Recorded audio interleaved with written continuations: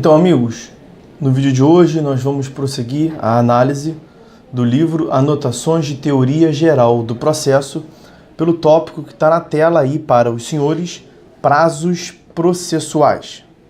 Como de costume, nós vamos fazer a análise da tabela inicial, que tem na coluna da esquerda a referência normativa do Código de Processo Civil e na coluna da direita eventuais referências a enunciados do Fórum Permanente de Processualistas Civis, enunciados do Supremo Tribunal Federal, do Superior Tribunal de Justiça ou, eventualmente, a outros textos de lei, a outras referências normativas, tá certo? Vamos começar, portanto, lendo a coluna da esquerda, artigo 218 do Código de Processo Civil. Os atos processuais serão realizados nos prazos prescritos em lei. Quando a lei for omissa, o juiz determinará os prazos em consideração à complexidade do ato. Parágrafo 2º.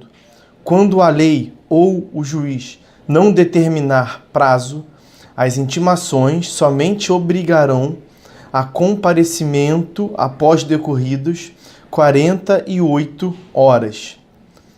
E aí nós temos os enunciados de número 107 e número 267 do Fórum Permanente de Processualistas Civis, o FPPC. Enunciado 107 do FPPC. O juiz pode, de ofício, dilatar o prazo para a parte se manifestar sobre a prova documental produzida. E o enunciado 267 do FPPC. Os prazos processuais iniciados antes da vigência do CPC serão integralmente regulados pelo regime revogado do Código anterior. Parágrafo 3º do artigo 218 do CPC. Inexistindo preceito legal ou prazo determinado pelo juiz, será de 5 dias o prazo para a prática de ato processual a cargo da parte. E parágrafo 4º do artigo 218 do CPC. Será considerado tempestivo o ato praticado antes do termo inicial do prazo. Com relação a esse texto normativo, nós temos algumas referências a enunciados do Fórum Permanente de Processualistas Civis. Enunciado 22 do FPPC. O tribunal não poderá julgar extemporâneo ou intempestivo recurso na instância ordinária ou na extraordinária interposto antes da abertura do prazo. Enunciado 23 do FPPC. Fica superado o enunciado 418 da súmula do STJ após a entrada em vigor do CPC. Essa súmula dispunha: é inadmissível o recurso especial interposto antes da publicação do acórdão dos embargos de declaração, sem posterior ratificação. E enunciado 266 do FPPC. Aplica-se o artigo 218, parágrafo 4º, ao processo do trabalho, não se considerando extemporâneo ou intempestivo o ato realizado antes do termo inicial do prazo. Agora, artigo 219 do CPC. Na contagem de prazo em dias, estabelecido por lei ou pelo juiz, computar-se-ão somente os dias úteis. Enunciado 268 do Fórum Permanente de Processualistas Civis, FPPC. A regra de contagem de prazos em dias úteis só se aplica aos prazos iniciados após a vigência do novo Código. Parágrafo único do artigo 219. O disposto nesse artigo aplica-se somente aos prazos processuais. Enunciado 415 do FPPC. Os prazos processuais no sistema dos juizados especiais são contados em dias úteis. Enunciado 416 do FPPC. A contagem do prazo processual em dias úteis, prevista no artigo 219, aplica-se aos juizados especiais cíveis, federais e da Fazenda Pública. Enunciado 477 do FPPC. São requisitos para o cumprimento da carta arbitral: 1. Indicação do árbitro ou do tribunal arbitral de origem e do órgão do Poder Judiciário de destino. 2. Inteiro teor do requerimento da parte do pronunciamento, do árbitro ou do tribunal da parte, se houver.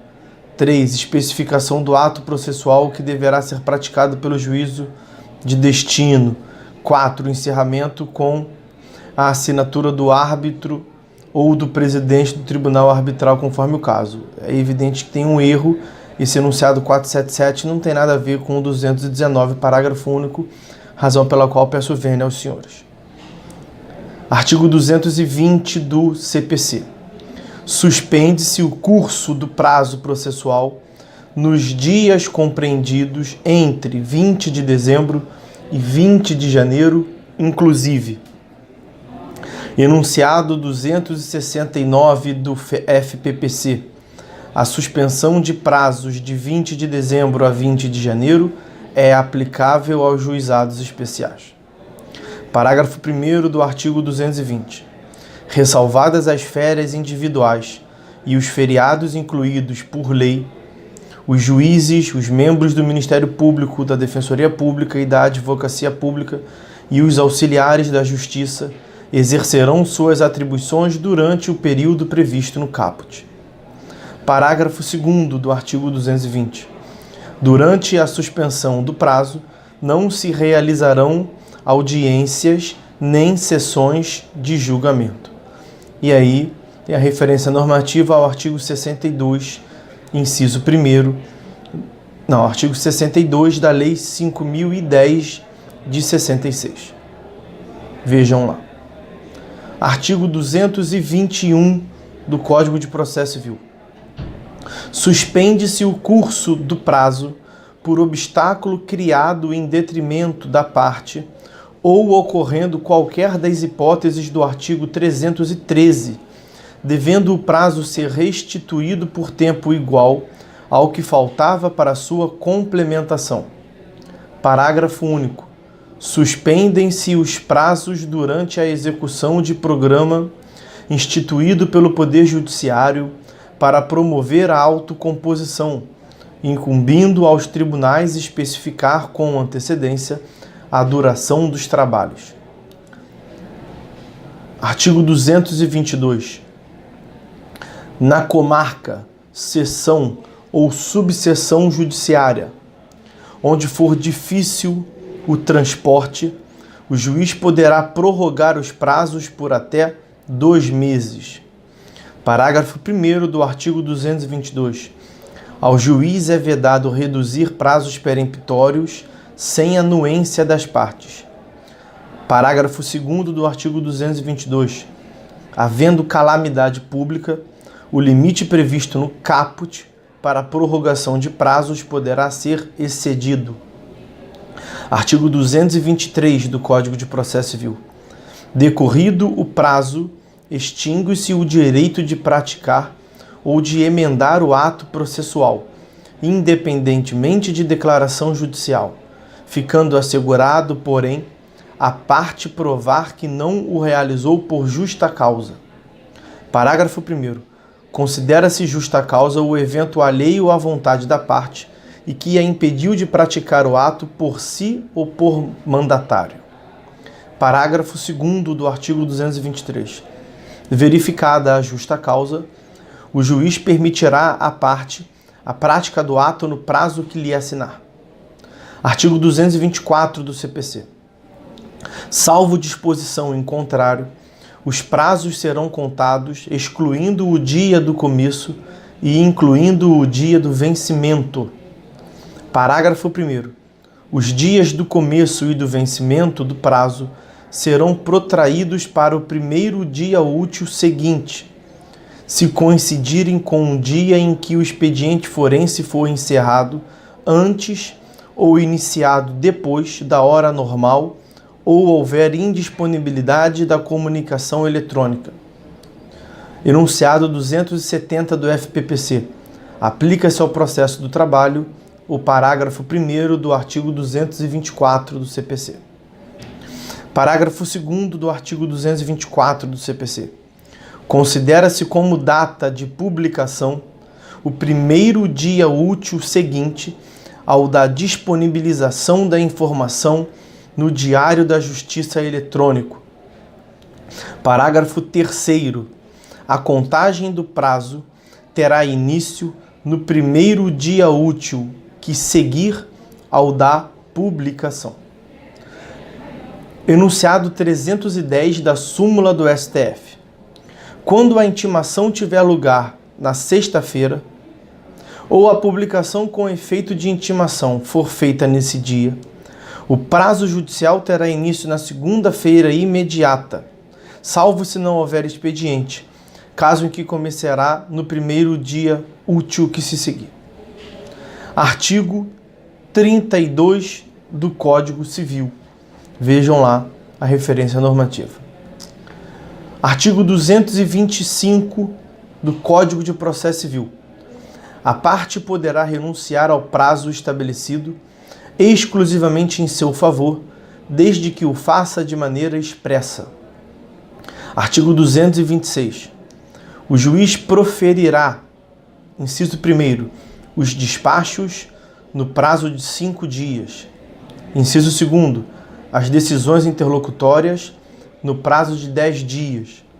E inciso 3º, as sentenças no prazo de 30 dias. Artigo 227. Em qualquer grau de jurisdição, havendo motivo justificado, pode o juiz exceder, por igual tempo, os prazos a que está submetido. Artigo 228. Incumbirá ao serventuário remeter os autos conclusos no prazo de 1 dia e executar os atos processuais no prazo de 5 dias, contados da data em que, inciso 1º, houver concluído o ato processual anterior, se lhe foi imposto pela lei. Inciso 2º, tiver ciência da ordem quando determinada pelo juiz. Parágrafo 1º do artigo 228. Ao receber os autos, o serventuário certificará o dia e a hora em que teve ciência da ordem referida no inciso 2º. Parágrafo 2º.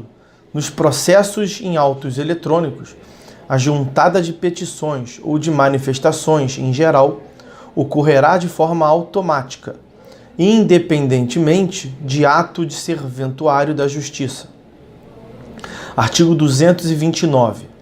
Os litisconsortes que tiverem diferentes procuradores de escritórios de advocacia distintos terão prazos contados em dobro para todas as suas manifestações, em qualquer juízo ou tribunal, independentemente de requerimento.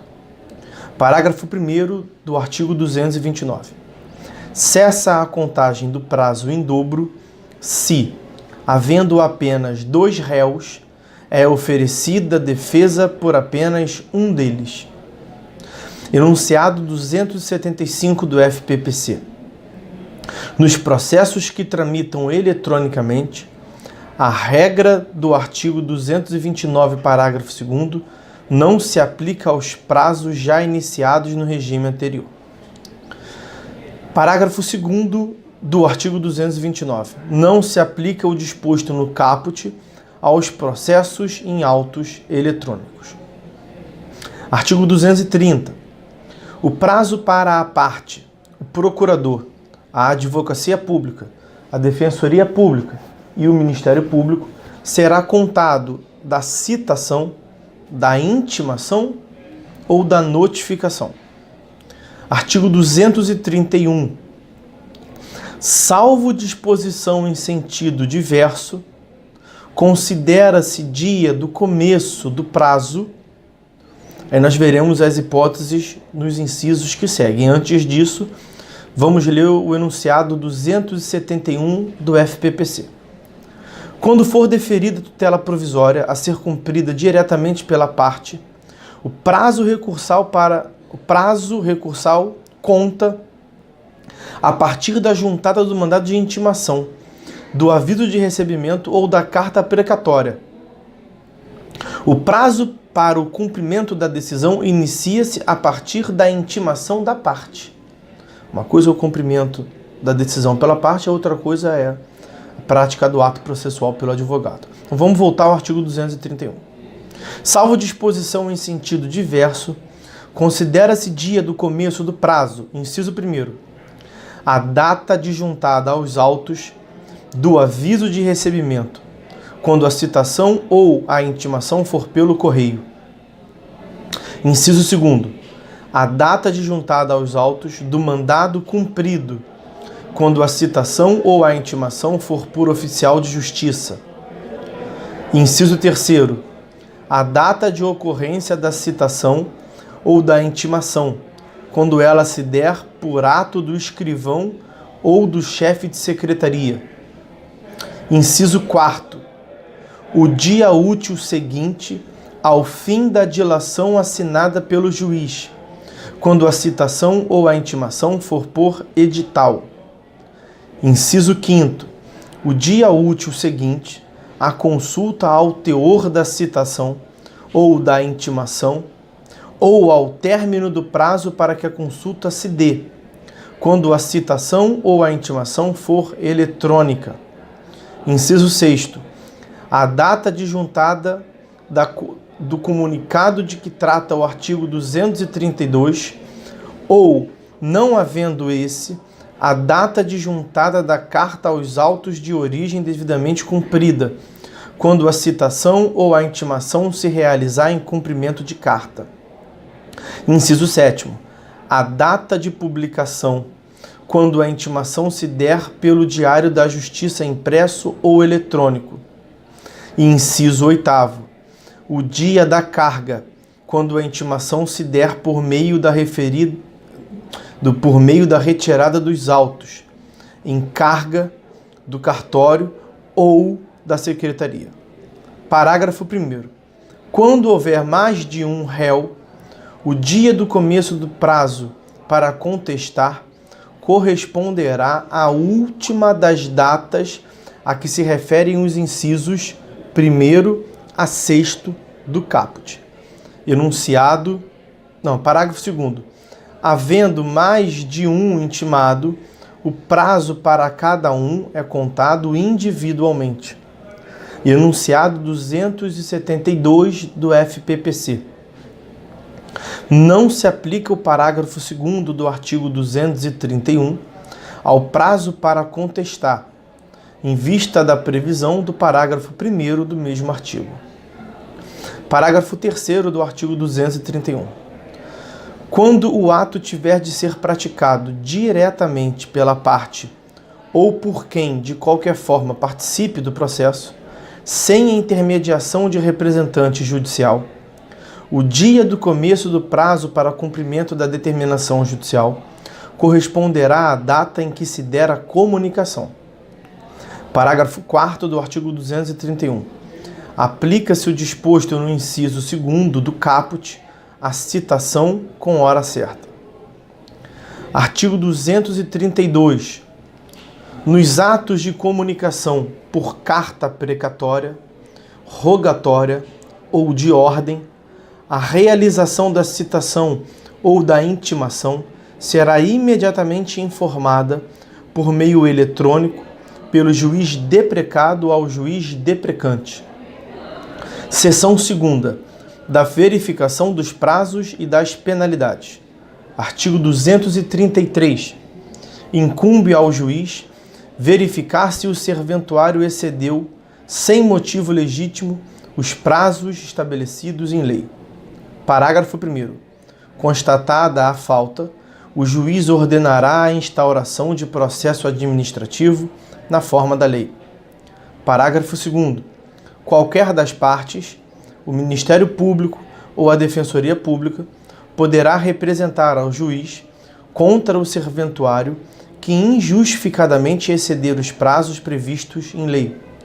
Artigo 234. Os advogados públicos ou privados, o defensor público e o membro do Ministério Público devem restituir os autos no prazo do ato a ser praticado. Parágrafo 1º. É lícito a qualquer interessado exigir os autos do advogado que exceder prazo legal. Parágrafo 2º. Se, intimado, o advogado não devolver os autos no prazo de 3 dias, perderá o direito à vista fora de cartório e incorrerá em multa correspondente à metade do salário mínimo. Parágrafo 3º. Verificada a falta, o juiz comunicará o fato à seção local da Ordem dos Advogados do Brasil para procedimento disciplinar e imposição de multa. Parágrafo 4º.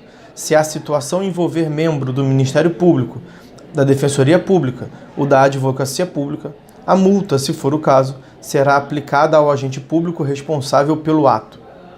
Parágrafo 5º. Verificada a falta, o juiz comunicará o fato ao órgão competente responsável pela instauração de procedimento disciplinar contra o membro que atuou no feito. Artigo 235. Qualquer parte, o Ministério Público ou a Defensoria Pública, poderá representar ao corregedor do tribunal ou ao Conselho Nacional de Justiça contra juiz ou relator que injustificadamente exceder os prazos previstos em lei, regulamento ou regimento interno. Parágrafo 1º do artigo 235. Distribuída a representação ao órgão competente e ouvido previamente o juiz, não sendo caso de arquivamento liminar, será instaurado o procedimento para apuração da responsabilidade, com intimação do representado por meio eletrônico para, querendo, apresentar justificativa no prazo de 15 dias. Parágrafo 2º. Sem prejuízo das sanções administrativas cabíveis, em até 48 horas após a apresentação, ou não da justificativa de que trata o parágrafo 1º, se for o caso, o corregedor do tribunal ou o relator no Conselho Nacional de Justiça determinará a intimação do representado por meio eletrônico para que, em 10 dias, pratique o ato. Parágrafo 3º. Mantida a inércia, os autos serão remetidos ao substituto legal do juiz ou do relator contra o qual se representou para decisão em 10 dias. Agora vamos proceder ao início da leitura. O exercício da atividade jurisdicional pelos órgãos do Poder Judiciário ocorre sempre dentro do processo, que é desencadeado pelo exercício do direito de ação. No processo se realizam os diversos atos processuais que são interligados entre si e se sucedem sequencialmente num movimento ditado pelas regras de procedimento, que é, por assim dizer, a costura cronológica dos atos processuais, de modo que se realizem respeitando a necessária sequência lógica. Portanto, a prática dos atos processuais, com o consequente desenvolvimento do procedimento e evolução do processo, é presa a limites temporais. Em regra, há um momento oportuno para a realização de cada ato processual. Daí a relevância dos prazos para o processo. A ideia de processo sugere a noção de seguir adiante, ir em frente, em direção a seu fim, que é a efetiva prestação da tutela jurisdicional. Assim, a realização dos atos processuais, que darão forma ao processo e são organizados de acordo com cada procedimento, deve ocorrer respeitando limites específicos e pré-determinados de tempo. Não se pode imaginar que o processo chegue ao fim atingindo os resultados almejados se não for organizada a prática dos atos antecedentes à prestação da tutela jurisdicional, sentença de mérito na atividade cognitiva, satisfação do direito na atividade executiva. O processo não terá resultado satisfatório caso se permita que cada ato possa ser realizado pela parte ou pelo juiz quando bem entender, sem que haja qualquer consequência pela distorção da ordem prevista no Código ou pela prática intempestiva dos atos processuais, decorrente dos ônus processuais de cada parte ou dos poderes do juiz. Nesse sentido, a fixação de limites temporais para a prática dos atos é vetor relevante para a concretização da própria garantia do devido processo legal, esculpida no artigo 5º, inciso 54 da Constituição Federal de 1988. Essa diretriz vale tanto para o caso em que o momento para a prática do ato é ditado pela própria lei ou pelo juiz com amparo na lei, quanto quando houver pactuação de calendário processual pelas partes em conjunto com o juiz.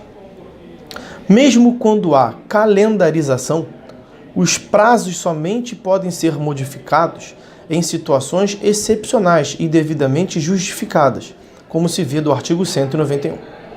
Assim, em princípio, para cada possível ato é atribuído um período máximo dentro do qual se admite a sua realização.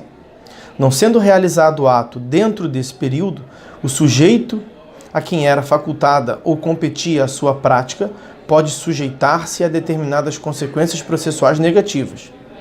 Esse lapso de tempo em que deve ser realizado o ato processual é o prazo.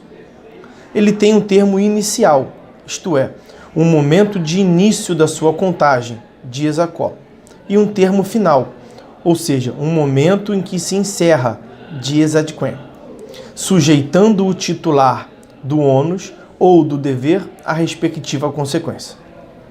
O fundamental é que o ato seja praticado antes do termo final. Por vezes, antes mesmo de ser formalmente intimada, a parte toma ciência espontânea de uma situação processual e desde logo realiza o ato, cujo prazo, a princípio, apenas se iniciaria depois de sua intimação.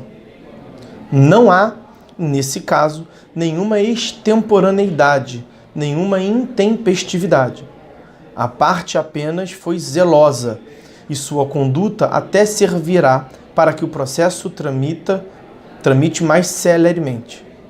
A despeito disso, chegou a se esboçar, em dado momento, orientação jurisprudencial, no sentido de que o ato praticado nessa hipótese seria intempestivo por ser prematuro ou precoce.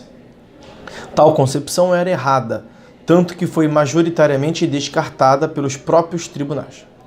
Se a parte toma ciência espontânea de um ato do processo, a partir de então ela tem o direito de reagir a ele pelas vias cabíveis, no exercício legítimo do contraditório. O atual CPC sepultou definitivamente qualquer discussão, como se vê do parágrafo 4º do artigo 218 que nós chegamos a ler. Será considerado tempestivo o ato praticado antes do termo inicial do prazo. Nós vamos fazer um corte no vídeo por aqui. Continuamos no próximo vídeo a partir do tópico que está na tela aí para os senhores, contagem dos prazos. Por hora é só, fiquem todos com Deus e até a próxima.